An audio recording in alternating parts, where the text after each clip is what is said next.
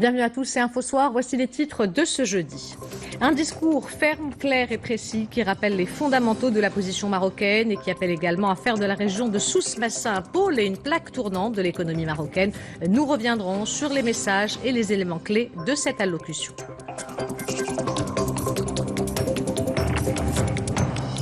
C'est sa première visite au Maroc, la troisième à l'étranger, pour promouvoir son initiative en faveur de l'entrepreneuriat féminin. Ivanka Trump, fille et conseillère spéciale du président américain, a été reçue aujourd'hui par le chef du gouvernement. Elle s'est également rendue à Sidi Kassim. Elle a été lancée un jour de commémoration de la Marche verte. La chaîne de télévision, la Youn TV, chaîne régionale pionnière en Afrique du Nord, a fêté ses 15 ans hier. La chaîne a réussi au fil des ans à tisser un lien de proximité avec les populations du Sud.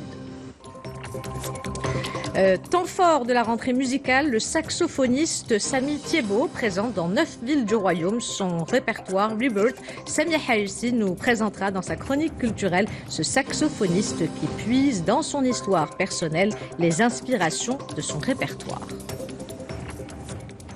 Madame, Monsieur, bonsoir. En ouverture de cette édition, le discours prononcé hier par Sa Majesté Mohamed VI à l'occasion du 44e anniversaire de la Marche verte. Un discours ferme, clair et précis qui rappelle les fondamentaux de la position marocaine et met l'accent sur la pertinence de l'initiative d'autonomie. Le souverain a également appelé à faire de la région de Souss-Massa un pôle et une plaque tournante de l'économie marocaine. Les développements avec Hind Benabni.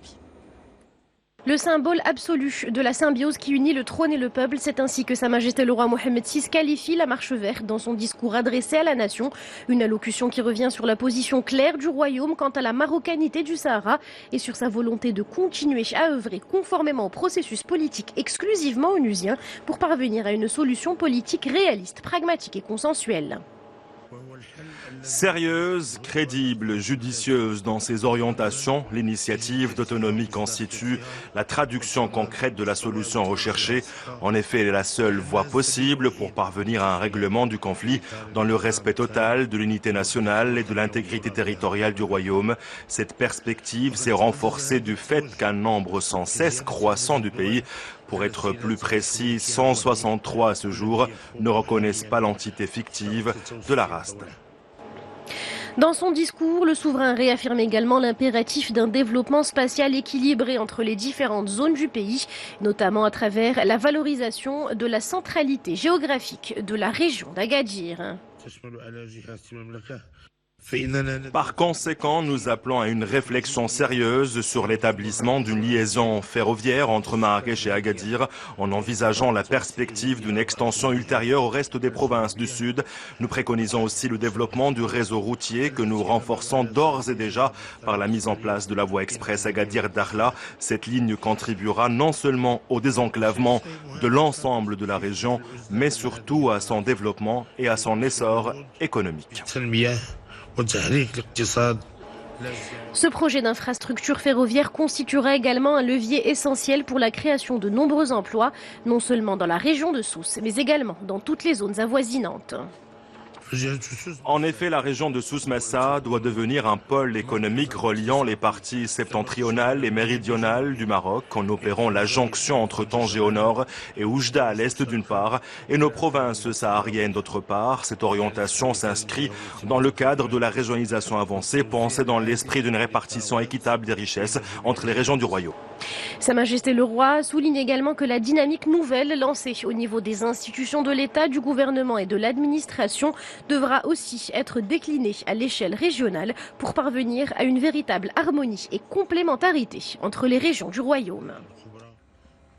Un discours où le souverain rappelle également la place centrale que revêt l'Afrique pour le Maroc. Le continent est au cœur de la politique extérieure du royaume. Sa Majesté qui a également abordé la croissance inexploitée au niveau de la région maghrébine. Le souverain a dans ce sens réitéré son appel à la consolidation des relations entre les États maghrébins. Retour sur cet axe du discours avec Hind Benabni. Établir des relations saines et solides avec les États maghrébins frères, c'est l'un des axes majeurs du discours adressé par Sa Majesté le roi Mohamed VI à la nation à l'occasion du 44e anniversaire de la Marche verte. Le souverain y revient sur la situation actuelle dans la région et dans l'espace méditerranéen, une situation aux multiples opportunités et enjeux qui incite le royaume à entreprendre une action constructive. D'une part, la jeunesse maghrébine exige de nous la mise en place d'un espace ouvert, propice à l'interaction et à l'échange.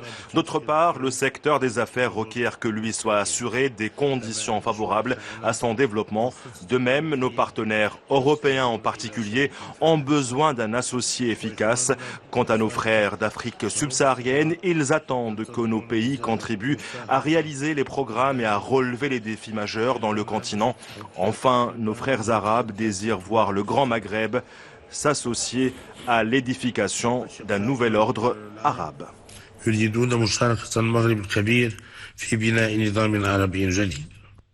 Dans son discours, le souverain souligne également l'importance de l'Afrique dans la politique extérieure du royaume, ainsi à travers les nombreuses visites royales dans les pays du continent. Près de 1000 accords couvrant tous les domaines de coopération ont été conclus. Cette orientation a porté ses fruits puisque le Maroc occupe désormais une place de choix en Afrique dans les domaines économiques, politiques, culturels et religieux. Bien plus, nous sommes déterminés à ériger le Maroc en acteur clé de la construction de l'Afrique de demain. Notre ambition est également d'accroître le niveau des échanges commerciaux ainsi que le volume des investissements marocains à l'échelle du continent. Pour atteindre ces objectifs, le Maroc devra honorer ses engagements et continuer à consolider sa présence en Afrique, et ce à travers un raffermissement constant des liens humains, économiques et politiques qui lient le Maroc aux pays du continent. Plusieurs éléments dans ce discours pour les analyser avec nous sur le plateau. Mustafa Shehimi, bonsoir. Alors, premier élément autour de la régionalisation. Jusqu'à aujourd'hui, l'approche était conceptuelle. Nous passons à une phase qui est beaucoup plus pratique avec des éléments déclinés de manière très concrète. Le premier de ces éléments, c'est un épicentre au niveau du développement qui doit se déplacer de Marrakech à Agadir de sorte à ce que les projets profitent aussi bien à la partie nord qu'à la partie sud. Il est bien là, Mustafa Shehimi, le nouveau modèle de développement. C'est vrai que pendant des années, la régionalisation était une approche institutionnelle qui s'est concrétisée par la Constitution de 2011, qui a fait de la région une nouvelle collectivité territoriale. Et puis, il y a eu les élections de septembre 2015. Les exécutifs régionaux sont en place. Donc, le cadre juridique institutionnel est là. Maintenant, il faut mettre un contenu. Sur ce plan-là, je dois relever que le Sahara marocain, les provinces méridionales récupérées, sont un vecteur en pointe dans cette politique de régionalisation. Et c'est tellement vrai qu'en 2013, le Conseil économique et social avait travaillé, et il avait remis son rapport d'ailleurs en octobre 2013, voici 6 ans, en définissant les axes et les contours d'un modèle de développement au Sahara. Donc nous en sommes là aujourd'hui. Le souverain a repris ce dossier avec beaucoup de sincérité et de conviction et de force, mais il l'a inscrit dans une perspective d'avenir. C'est une vision d'avenir qui a été développée, c'est-à-dire à partir du Sahara marocain, il faut faire quelque chose. Quoi? Il faut rééquilibrer le développement national. Pourquoi? Parce que nous avons un modèle de développement qui n'est pas égalitaire, qui n'est pas équitable. C'est d'ailleurs lutter contre les disparités. Et oui, il y a de disparités sur le plan social, également sur le plan territorial. Il y a 2 grands pôles qui pompent pratiquement le gros des activités économiques, c'est Casablanca, Rabat, Kenitra et Tanger. Le reste est malheureusement à la traîne, donc il faut un rééquilibrage. Rééquilibrage comment? Donc en déplaçant le centre vers la région Souss-Agadir, qui est citée pour la première fois comme nouveau pôle économique, et c'est une région qui est dans la proximité, dans l'espace des provinces sahariennes. Donc il y a un rééquilibrage qui se fait dans la politique d'aménagement du territoire. Alors le deuxième élément attrait lorsque l'on parle des richesses, également à celle des ressources humaines et des compétences. Si Sa Majesté le Roi a appelé le 30 juillet dernier à un renouvellement des élites au niveau national, il s'agit également à ce que la valorisation de ces compétences se fasse au niveau local et régional. Les potentialités sont économiques, c'est connu. Les potentialités sont également humaines. Ça pose un certain nombre de problèmes, notamment la question sociale, la question de l'emploi. Il faut des projets porteurs d'emplois, créateurs d'emplois et de richesses. Je pense notamment à la place que doivent occuper les PME et les très petites entreprises qui constituent plus de 90% du site industriel. Il y a également les orientations royales qui ont été données pour l'accès des jeunes entrepreneurs, des chômeurs, des jeunes diplômés dans les provinces sahariennes et dans la région du Souss. Donc il y a là une volonté de lancer une politique sociale pour l'employabilité des jeunes. C'est ça le débat aujourd'hui. Alors un troisième et dernier point, Mustafa Shemi, sur le positionnement stratégique du royaume et la très grande force qui est la sienne aujourd'hui à nourrir avec intensité depuis 20 ans ses racines africaines, et que si l'immobilisme maghrébin freine la création de richesses au profit des populations, il fallait explorer d'autres voies dans la région. Évidemment, là-dessus, la démarche du Maroc est sincère vis-à-vis de ses partenaires du continent. Donc, Mustafa Shemi, porte fermée à l'est, mais route au sens propre comme au figuré, prometteuse plus au sud, dont les provinces sahariennes deviendraient la porte. Est-ce que c'est bien cela? C'est tout à fait cela. Le souverain a fait référence à l'immobilisme maghrébin. C'est quoi? Depuis 1994, le Conseil présidentiel des 5 chefs d'État de l'UMA ne s'est pas réuni, ça fait 25 ans. L'UMA est en panne avec les problèmes que vous connaissez dans la région, sur lesquels je ne reviens pas. Donc il faut bien que le Maroc déploie sa politique étrangère. Ça a été fait en direction de l'Union européenne. Nous avons un statut de membre associé approfondi, qui est d'ailleurs en cours de finalisation. Le redéploiement sous des latitudes asiatiques, en Amérique latine. Et puis l'axe central, naturel, historique, stratégique, c'est l'Afrique. Sur ce plan-là, il y a eu beaucoup de volontarisme de la part du souverain. Il a visité plus de 40 pays en Afrique, et il l'a cité, lui-même l'a dit d'ailleurs dans son discours de la Marche verte, plus d'1 millier d'accords. Il y a donc un cadre institutionnel, il y a un cadre juridique. Maintenant, il faut conforter ce cadre juridique. Comment? Par une coopération sud-sud, un partenariat, des échanges, des flux commerciaux. Tout ça doit être mis au premier plan. Pourquoi? Parce que la stratégie royale qui se dessine, c'est en rehaussant la région Souss-Massa et en faisant de cette région un pôle économique, plus les provinces sahariennes qui sont dans une phase de dynamisme économique. Il s'agit effectivement que ces deux régions-là soient l'interface, la porte d'entrée vers l'Afrique, et que ça soit un vecteur de promotion des échanges, des flux commerciaux. C'est là un marqueur de la politique étrangère du Maroc, et il faut le relever. Mustafa Shemi, merci pour cette analyse. Un discours qui livre donc des messages forts, des orientations et des nouvelles mesures saluées par les citoyens à travers les différentes régions du royaume. On écoute quelques réactions. Le discours royal a insisté encore une fois sur l'union et l'attachement du peuple marocain à cette cause nationale, tout en rappelant que la seule voie possible pour parvenir à un règlement du conflit du Sahara n'est autre que l'initiative de l'autonomie. Le discours royal a mis en valeur le rôle important que joue le royaume en tant qu'acteur clé sur notre continent, puisque près de 1000 accords couvrant tous les domaines ont été conclus avec nombre de pays africains. C'est un discours très important qui révèle les problèmes auxquels font face les habitants des provinces du Sud. Sa Majesté a souligné clairement que certaines infrastructures de base s'arrêtent à la hauteur de Marrakech, appelant ainsi à ce que la région d'Agadir soit un pôle économique reliant le Sud au nord du royaume. Le discours royal est porteur de bonnes nouvelles, comme l'établissement d'une liaison ferroviaire entre Marrakech et Agadir, avec la perspective d'une extension ultérieure aux provinces du Sud. Cela facilitera nos déplacements sur l'ensemble du territoire national. Sa Majesté le Roi a réitéré avec sincérité et bonne foi que le Maroc continuera à œuvrer conformément au processus politique des Nations Unies, étant la seule organisation capable de parvenir à une solution pour ce conflit. Sa Majesté le Roi Mohammed VI a insisté sur la mise en œuvre de la régionalisation avancée qui vise une répartition équitable des richesses entre les régions du royaume.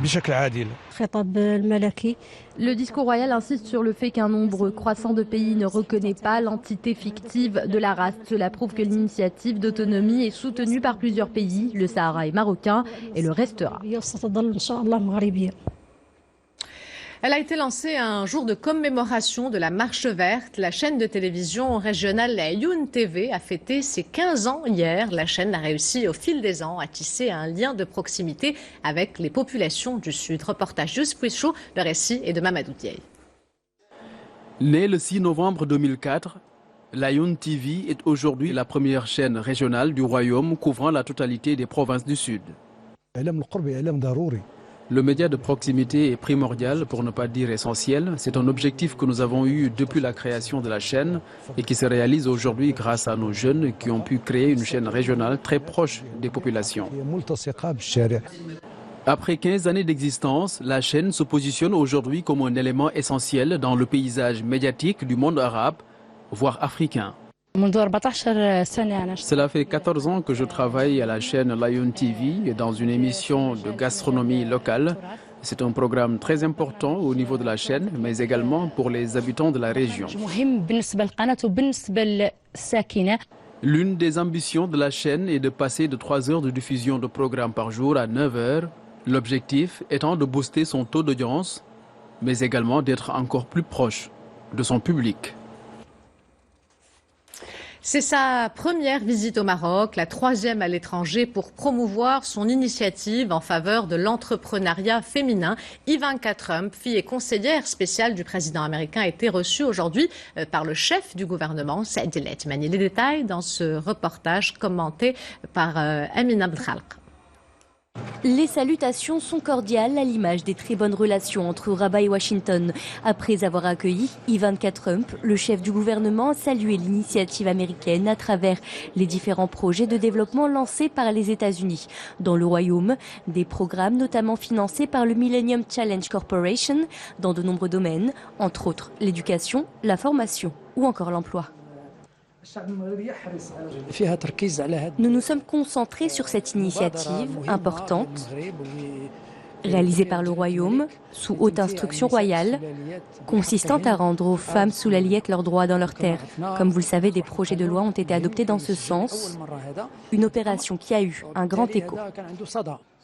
Un écho au niveau national et international qui s'est traduit par la signature d'un accord de partenariat dans le cadre de l'Initiative mondiale de développement et de prospérité. Cette convention aura pour objectif la création d'un centre qui permettra de faciliter aux femmes sous l'Aliyette l'opération de melkisation de leurs terres. Cette visite conforte les efforts déployés par le Maroc. Nous avons signé un accord pour développer la gouvernance dans le cadre du Compact Millennium Challenge, un programme maroco-américain qui prévoit des mesures au profit des femmes sous l'Aliyette.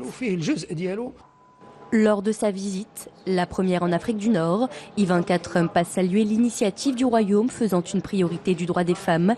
La conseillère de Donald Trump a d'ailleurs ajouté que sous le leadership de Sa Majesté Mohammed VI, le Maroc a enregistré beaucoup de progrès dans l'adoption de lois et de politiques favorisant une grande égalité entre les hommes et les femmes. Ivanka Trump qui a également été reçue par le ministre des Affaires étrangères, Nasser Bourita.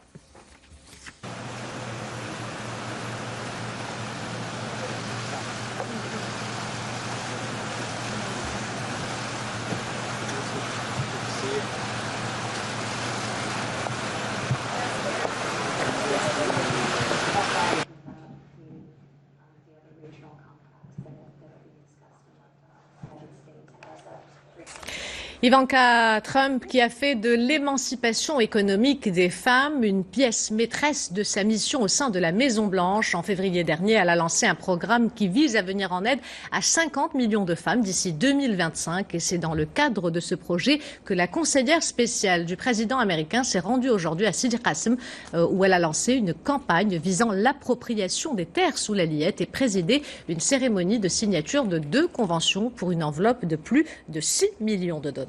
Reportage Meriem Amlel, le récit est de Amina Abdelkhalq. C'est dans cette ambiance de fête que la conseillère du président américain arrive à Bir Talb. Ivanka Trump a tenu à rencontrer ces femmes des environs de Sidi Qasim pour soutenir l'opération d'appropriation des terres sous l'Aliyette. Un projet initié en application des hautes directives de Sa Majesté le roi Mohammed VI. C'est également l'une des priorités de l'initiative mondiale de développement et de prospérité des femmes portée par la conseillère de Donald Trump.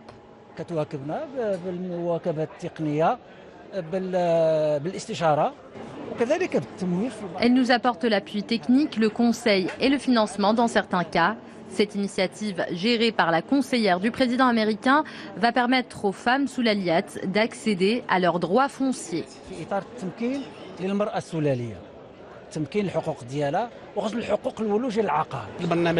Cette initiative s'inscrit aussi dans le cadre des objectifs du plan Maroc vert. Elle est surtout conforme aux grandes orientations royales et nous permettra de booster les investissements dans le Gharb et le Haouz. C'est précisément dans ces deux régions, le Gharb et le Haouz, que le Millennium Challenge Account Morocco œuvre pour l'octroi de 67 000 hectares de terres collectives. L'agence a d'ailleurs signé ici 2 conventions pour un budget de 6 millions de dollars. La première avec l'Office du Conseil agricole et la seconde avec l'Agence nationale de lutte contre l'analphabétisme. Objectif, doter les femmes soulaliyettes des outils nécessaires pour leur permettre de gérer leur propriété. Cette melkisation nous donne accès à nos droits et nous ouvre les portes pour intégrer le marché de l'emploi, lancer nos propres projets et être sur un pied d'égalité avec les hommes pour améliorer nos revenus. Les conventions signées permettront aux bénéficiaires de renforcer leurs capacités à travers la formation et l'encadrement pour pouvoir gérer leurs propriétés. Cette cérémonie a également été marquée par des échanges constructifs autour des objectifs de l'initiative mondiale de développement et de prospérité des femmes. Ce projet lancé par le président américain et qui a pour but de permettre l'autonomisation de 50 millions de femmes dans le monde d'ici 2025. Un mot à présent sur la réunion hebdomadaire des membres de l'exécutif. Le Conseil de gouvernement réuni ce jeudi a approuvé un projet de loi relatif au Conseil de l'Ordre national des pharmaciens présenté par le ministre de la Santé. Ce texte vise à actualiser et à moderniser le cadre juridique régissant l'exercice de la profession des pharmaciens et à fournir les moyens et mécanismes nécessaires permettant aux pharmaciens de bénéficier d'un corps professionnel plus fort. L'actualité internationale marquée par cette embuscade contre un convoi au Burkina Faso avec 38 morts et au moins 60 blessés. C'est la plus meurtrière attaque djihadiste depuis près de 5 ans perpétrée dans la matinée. Un convoi de 5 autobus transportant des travailleurs d'une mine d'or a été visé par des individus non identifiés. Le président burkinabé s'est exprimé cet après-midi pour présenter ses condoléances aux familles des victimes. Il a décrété un deuil national de 72 heures à partir de demain. Écoliers et étudiants ont manifesté par milliers à travers tout le Liban, théâtre d'un soulèvement inédit contre les dirigeants politiques accusés de corruption et d'incompétence. Sans s'essouffler, le mouvement de protestation est entré aujourd'hui dans sa 4e semaine. À travers tout le pays, les contestataires semblent de mieux en mieux organisés, ralliant de nouvelles catégories sociales avec des initiatives qui visent à préserver l'ampleur de la mobilisation.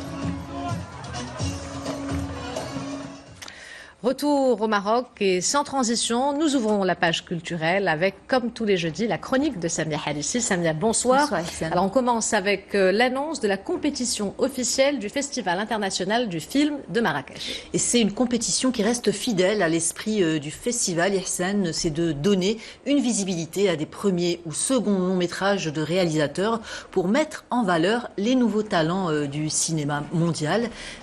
14 films sont en lice et le Maroc est représenté par Le Miracle du Saint inconnu de Al-Din El-Jem. On regarde un petit extrait.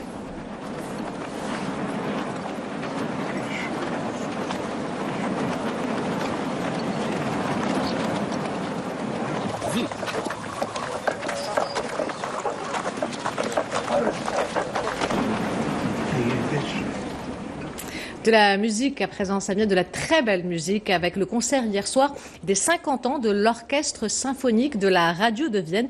Et c'est une femme qui était à la baguette et c'est la première fois dans l'histoire de l'orchestre autrichien. Oui, et ce qui m'a un peu étonné pour ma part, Ihsan, figurez-vous que seulement 4% des chefs d'orchestre dans le monde sont des femmes. J'ignorais que l'univers de la musique classique était à ce point, j'ai envie de dire, machiste. C'est donc un petit pas de plus pour la parité avec la nomination de l'américaine Marine Alsop à la baguette de l'Orchestre symphonique de la radio de Vienne. Marine Alsop qui dirige également l'Orchestre de Baltimore et qui milite discrètement mais avec obstination pour accompagner des chefs 2FES en devenir. Retour sur le concert qu'elle a dirigé pour le cinquantenaire de l'honorable institution autrichienne, Récit Mehdi Fouzi. C'est un grand jour pour Marine Alsop, mais aussi et surtout pour l'Orchestre symphonique de la radio de Vienne. Cette chef d'orchestre américaine est la première femme à occuper le poste de directrice musicale de cette institution, créée en 1945. Marine Alsop se dit ravie, mais quand même assez surprise de constater que cet univers soit encore si peu occupé par la gente féminine. Vienne a bien sûr une longue histoire, une tradition, mais aussi une réputation très conservatrice. Il n'y a pas beaucoup de femmes spécialement dans les orchestres, mais cela fait très longtemps que je n'ai pas été accueillie avec tant de chaleur. Les gens étaient très contents et ils sont prêts au changement. Marine Alsop succède à Cornelius Mister, chef d'orchestre et pianiste allemand. Elle a dirigé hier soir le concert des 50 ans de l'Orchestre symphonique de la radio de Vienne devant un public très enthousiaste. Pour moi, c'est vraiment égal que ce soit une femme ou un homme. C'est la première femme que je vois à la baguette, mais il n'y a aucune différence. Les inégalités ont pourtant la dent dure dans ce milieu où on compte à peine 4% de chefs d'orchestre femmes ces 6 dernières années. Et à l'orchestre autrichien de Vienne, les musiciennes sont encore largement minoritaires. Du jazz à présent avec la tournée du saxophoniste Samy Thiebaud dans les Instituts français du Maroc. Et Samy Thiebaud a entamé sa tournée le 30 octobre dernier à Tanger et la clôture le 9 novembre à Marrakech. Samy Thiebaud est saxophoniste de jazz. Il est né en Côte d'Ivoire d'un père français et d'une mère marocaine. Et on retrouve ce métissage également dans sa musique. Le saxophoniste présente son répertoire Rebirth ainsi qu'en exclusivité une partie de son album Symphonic Tales sorti à la rentrée 2019. Driss Cohen l'a rencontré pour nous à l'Institut français de Meknes. Récit Rita Saha. On regarde.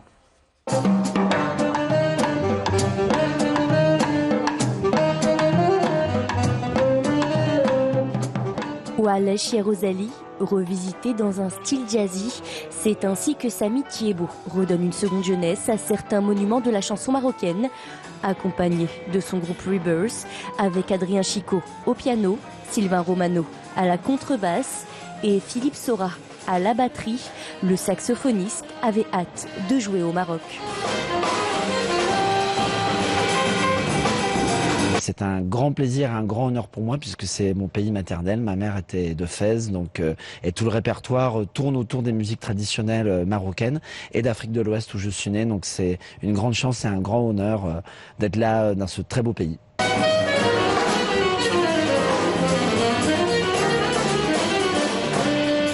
Depuis la scène du théâtre de l'Institut français de Meknes, le quartet fait également voyager le public en Amérique latine avec des sonorités entraînantes.